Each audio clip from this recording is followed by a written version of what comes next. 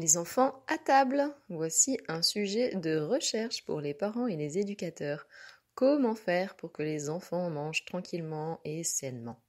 Comment faire pour que les repas se passent dans l'harmonie? Je fais ma part du colibri en vous faisant ce podcast et vous apportant 9 astuces. C'est parfois plus des points de réflexion que des astuces d'ailleurs. Pour commencer, je suis conscient que j'incarne le modèle. Donc je me pose la question, quel modèle je suis? Comment je mange? Qu'est-ce que je mange? Quels sont mes comportements à table? Est-ce que je m'assois bien tranquillement ou est-ce que je fais que de me lever? Qu'est-ce que je mange? De quelle manière? Vite, tranquillement, en conscience, bruyamment? Est-ce que je suis bien installée sur ma chaise? Est-ce que je suis en train de parler ou est-ce que je suis concentrée sur mon repas? Est-ce que j'ai encore des addictions alimentaires? Est-ce que moi-même je mange de manière équilibrée? Enfin, plein de questions à se poser, voilà, sur qu'est-ce que je mange, comment je mange, parce que quel modèle j'incarne, hein, c'est très important. Les enfants, ils me voient manger depuis tout petit, et forcément, ils s'inspirent de ma manière de faire. Deuxième point, en ce qui concerne l'enfant. Je ne le dérange pas quand il mange. Spontanément, le jeune enfant, quand il mange, il est dans l'instant présent, il ne fait rien d'autre. En grandissant, malheureusement, ils nous imitent et ils peuvent se mettre à faire d'autres choses aussi en mangeant, notamment parler. Donc je vous invite à vous poser la question, est-ce que je dérange mon enfant quand il mange? Est-ce que je lui parle d'autre chose? Est-ce que je le distrais? Est-ce que je lui parle de sa journée? Est-ce que je lui parle de demain? Est-ce que je lui parle de la nuit? Est-ce que je suis en train de parler d'autre chose en fait que le repas que je suis en train de lui servir? Spontanément, vraiment, l'enfant est concentré sur son repas. Alors qu'est-ce que je peux faire pour arrêter de le déranger et l'aider à revenir à cette spontanéité dans la concentration de l'instant présent du repas? Troisième astuce, je mets en place une routine. Alors peut-être que le mot routine, vous associez ça à rigidité, rigueur, discipline, des mots qui seraient peut-être pas agréables pour vous. Alors non, en fait, je mets en place une routine, ça sert vraiment l'enfant et ce n'est pas obligé de se faire avec rigidité, ça peut se faire vraiment avec joie, bonne humeur et ça peut faire vraiment sens. Donc c'est quoi mettre en place une routine?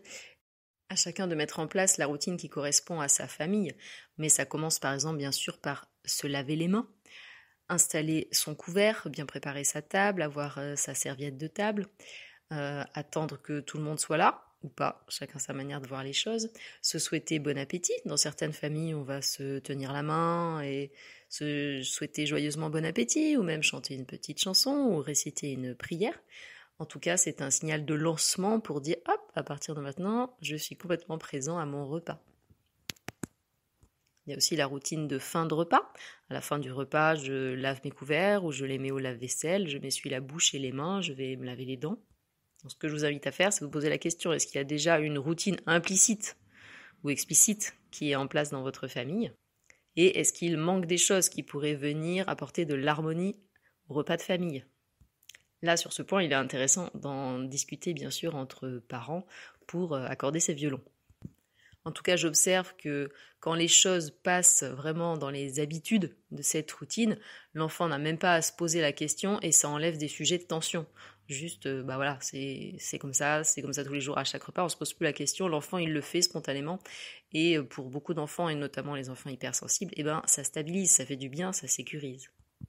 Quatrième astuce, j'implique les enfants dans le menu et dans la cuisine. Alors quand on est en école à la maison, ça se fait spontanément puisqu'ils sont là quand on va faire les courses, ils sont là quand on fait à manger, ça ne veut pas dire qu'ils participent, à voir chez chacun.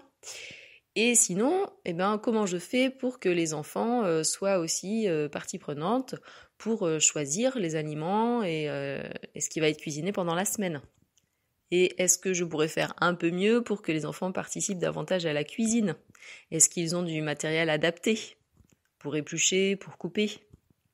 Est-ce que je mets assez d'entrain, de légèreté, de joie moi-même à aller faire la cuisine pour qu'ils aient envie de me rejoindre? Et est-ce que je laisse la place à chacun d'apporter sa créativité? Il y en a qui vont adorer juste préparer, couper, éplucher, d'autres qui vont beaucoup aimer imaginer les assaisonnements, les sauces, d'autres ça va être plutôt la décoration de la table, la décoration de l'assiette. Donc pour résumer la question, c'est comment je pourrais faire pour impliquer davantage les enfants dans les menus et dans la cuisine. Pour le 5e point, je cuisine des légumes. J'ai envie que les enfants mangent des légumes, je cuisine des légumes. En plus, les légumes, il y en a plein, ça varie avec les saisons. On a joie de les retrouver. On va avoir joie de retrouver les légumes d'été bientôt. On a joie de retrouver les courges en hiver. Et c'est tout un cycle en fait. Et cuisiner les légumes, c'est plein de possibilités à explorer. Et nous, on le fait grâce aux délicieuses recettes et saines d'Anthony William. Quand les enfants ont possibilité d'avoir participé à la cuisine et même au potager, eh ben, il y a encore plus de chances qu'ils aient envie de les manger, ces légumes. Et s'ils m'ont vu, moi, les préparer vraiment avec intérêt, avec amour, pareil, ils ont plus envie de les manger. Donc, piste d'exploration, comment je pourrais faire pour cuisiner davantage des légumes, mettre plus de variété, différentes manières de les cuisiner, de les assaisonner. Parce qu'il y a toujours des trucs et astuces pour que les enfants aient envie de les manger. Par exemple, mes enfants, ils adorent manger des bâtonnets de céleri branche avec de la pâte de dattes. Et il y a aussi que plus on mange de légumes, plus le palais sait reconnaître les différentes saveurs et les apprécie. 6e point, je cesse d'acheter ce que je ne souhaite pas qu'ils mangent. Et oui, ça paraît évident, mais je sais que c'est pas si facile. Donc si j'ai pas envie qu'ils mangent de pâte à tartiner industrielle, eh ben j'en achète pas. Alors là, intéressant. C'est quoi la petite voix en vous là? Qu'est-ce qu'elle dit? Ah mais si, j'en achète encore, parce que moi-même je veux en manger. J'en achète encore, je l'aurais toujours acheté. Comment faire là si d'un seul coup ils vont pas comprendre si j'arrête? Ou non, j'en achète encore, sinon ça va être la crise. Tu te rends pas compte? Bon, alors je dis pas que c'est simple de changer les habitudes, mais c'est possible. Ce qui va compter, c'est votre foi quelque part, votre confiance, votre envie de changer, d'évoluer. Et puis la manière dont ça va se passer. Quand on met toujours la relation, la connexion avec les enfants au centre et qu'on sait apporter des réponses avec des outils qui apportent clarté, justesse, douceur, eh bien les transformations, elles peuvent se passer rapidement même. Et vous pourriez être vraiment d'ailleurs les premiers étonnés de voir à quel point les enfants ils peuvent faire ces transitions beaucoup plus facilement que ce que vous imaginiez. Et puis aussi l'astuce quand on arrête d'acheter ce qu'on veut pas qu'ils mangent, c'est d'acheter d'autres bonnes choses qui vont venir apporter des bonnes saveurs, mais en même temps des bonnes choses nutritives. Donc, par exemple des dattes, des figues, des fruits. Et pour se passer des petits gâteaux industriels, cuisiner ensemble des bons petits gâteaux maison avec des aliments sains. Mais je sais que ça prend du temps, mais pour les choses à manger plus vite, il y a toujours les fruits. Bon, également, je sais que c'est plus simple de cuisiner fruits et légumes quand on est bien outillé en cuisine. Donc chez nous, c'est Vitaliseur de Marion pour la cuisine à la vapeur, la cuisson à la vapeur. C'est un robot Magimix pour pouvoir râper les légumes. Et c'est un blender et aussi un extracteur de jus. Mais tout ça acheté sur des années avec des appareils qui durent très longtemps, ça vaut vraiment le coup. La 7e astuce, c'est une proposition de routine en fait. Le repas débute forcément par des légumes crus, puis des légumes cuits. Nous avons pris cette habitude et elle passe vraiment très facilement auprès des enfants. Tout ce que ça demande, c'est d'avoir différents légumes crus avec des petites astuces, comme je disais tout à l'heure, la pâte de date pour manger les bâtonnets de céleri. Et d'ailleurs, le grand, il s'en passe maintenant de la pâte de date, il les mange comme ça, les bâtonnets de céleri. Et puis d'enchaîner avec des légumes cuits. Et ensuite pourront venir tout ce qui est plus aliments, on va dire, de remplissage, comme les céréales, les légumineuses, et puis les viandes si vous en mangez. Si ça vous paraît rigide de faire comme ça, je vous invite à aller la voir, cette petite voix-là. Qu'est-ce qu'elle dit, cette petite voix? Qu'est-ce qu'elle raconte? Est-ce qu'elle dit « Ah non, je vais pas avoir assez d'idées pour avoir des légumes crus et cuits tous les jours ?» Mais en fait, il n'y a pas besoin de tant de variété que ça. Quand c'est bon et que c'est de saison, on peut manger plusieurs jours de suite les mêmes légumes. D'ailleurs, ça repose aussi pour la digestion, c'est plus simple. Et puis ça ramène aussi au premier point, j'incarne le modèle. Est-ce que moi, j'en mange aussi des légumes crus et cuits? Légumes cuits aussi, je sais qu'il y a beaucoup de modes pour le cru, et d'ailleurs moi je mange énormément de cru, mais je mange aussi cuit parce qu'il y a des légumes qui sont très curatifs, comme la pomme de terre, la patate douce, la courge, l'artichaut, qui peuvent se manger que cuits. Et avec le Vitaliseur de Marion, c'est la vapeur douce et on garde un maximum de toutes les qualités des aliments. Le 8e point, en cas de comportement inadapté, j'interviens directement et comme d'habitude avec justesse, douceur et clarté. Ça veut dire que je ne laisse pas la possibilité à l'enfant de venir briser l'harmonie du repas. Alors bien sûr, c'est un équilibre à trouver puisqu'il a le droit de dire qu'il n'est pas d'accord, qu'il n'est pas content, que ça lui plaît pas. Mais ce que je veux dire, c'est qu'on ne laisse pas un comportement là, inadapté, sans réponse, pour venir troubler le repas. Déjà, c'est pas bon pour sa propre alimentation, sa propre digestion, et c'est pas bon non plus pour les autres qui sont autour. Vous pouvez trouver sur ma chaîne YouTube Émilie Roudier une vidéo d'une 20aine de minutes sur justement comment je fais pour poser des limites avec justesse, douceur et clarté aux enfants. Et sachez que plus vous intervenez tard, et plus c'est compliqué, parce que plus on est agacé, et plus l'enfant est rentré dans sa disharmonie, on va dire. Et le dernier point, c'est d'échanger avec les enfants sur comment se passent les repas pendant des réunions de famille. Alors là, ça vaudrait une vidéo ou un podcast entier sur les réunions de famille, j'y pense.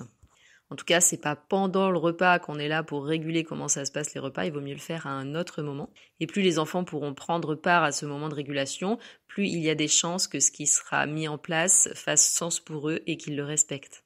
Alors bien sûr, ça dépend de leur âge, hein. Avant 4 ans, ça n'existe pas trop ça. Et là, c'est important de laisser la place à leur créativité. Par exemple, peut-être qu'ils auront envie d'allumer une bougie pour symboliser que le repas est commencé et qu'il y a un enfant qui soit gardien de cette bougie. Et si vous avez laissé s'installer une disharmonie dans la fratrie au moment des repas, ça peut être aussi dans ces réunions de famille que vous allez chercher ensemble comment faire pour améliorer la situation. Pour terminer, je vous redis donc clairement quelles sont moi mes sources d'inspiration à table. Pour le quoi manger, c'est Medical Medium. J'ai pas mal de publications dans ce sens sur mon site Instagram, Facebook. Et sur le comment manger, c'est le yoga de la nutrition, le Rani Yoga de Maître Omram. Qu'il existe un petit livre comme ça où tout est bien détaillé et où nous pouvons trouver toutes les dimensions dans la nourriture, dimensions physiques, émotionnelles, mentales et spirituelles. Une vraie invitation à manger davantage en conscience et pour l'expérimenter auprès de mes enfants, je vois que ça déteint vraiment sur eux. Alors je vous dis pas que c'est parfait, ça serait vraiment mentir, ça reste des enfants de 3 et 7 ans. En tout cas, je constate qu'ils mangent vraiment des fruits et des légumes avec bon appétit, qu'ils aiment participer aux courses, au jardinage, qu'ils aiment participer aux repas, qu'ils se concentrent très souvent aussi sur leurs repas, qu'ils aiment mettre la table et faire une jolie décoration. Et pour les moments qui sont encore un peu délicats, je dirais que les points à améliorer, c'est peut-être la coordination aussi entre les parents, j'en ai pas parlé tant que ça. Voilà, et la qualité de présence du parent.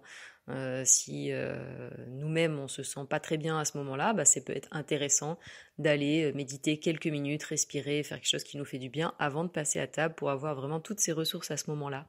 Et puis pour couronner ce petit podcast, moi ce que j'aime bien faire en début de repas, c'est prier. Alors je le fais intérieurement, des fois je le fais à haute voix, mais plus souvent intérieurement.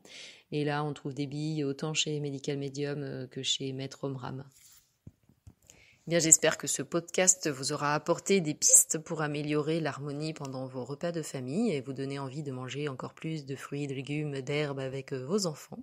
Si vous avez des questions suite à l'écoute de ce podcast, vous pouvez me les envoyer sur mon site via le formulaire de contact ou sur Facebook ou sur Instagram. Et puis, peut-être que ça donnera lieu à un autre podcast. Et si vous avez envie que je vous accompagne de manière individuelle, vous pouvez prendre rendez-vous sur mon site. À très bientôt.